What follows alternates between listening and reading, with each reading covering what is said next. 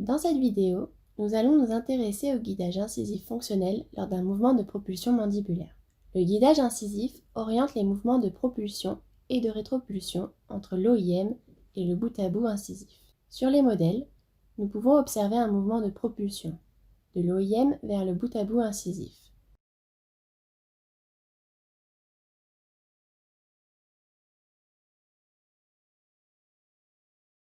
Lorsque nous observons les modèles en vue sagittale, nous pouvons nous rendre compte que lors d'un mouvement de propulsion fonctionnelle, seul le bloc antérieur incisivo-canin prend en charge les mouvements mandibulaires propulsifs, constituant ainsi le guide intérieur.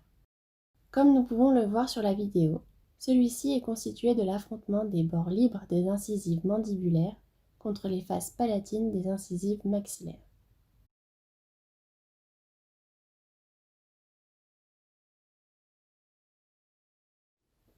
Nous pouvons visualiser également en vue sagittale qu'au cours de la propulsion mandibulaire, on obtient une désocclusion des secteurs postérieurs, les dents antérieures étant les seules à rester en contact. Ce sont ces dents qui sont le plus éloignées du point d'application des forces musculaires, donc les moins sollicitées et les plus aptes à supporter la charge occlusale. La désocclusion des dents postérieures, lors du mouvement de propulsion, fait partie du principe de protection mutuelle.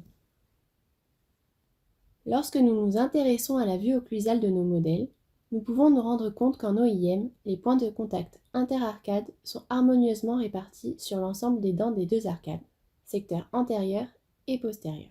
Les charges occlusales verticales, orientées suivant les axes dentaires, sont principalement supportées par les dents postérieures, reflétant une nouvelle fois le principe de protection mutuelle.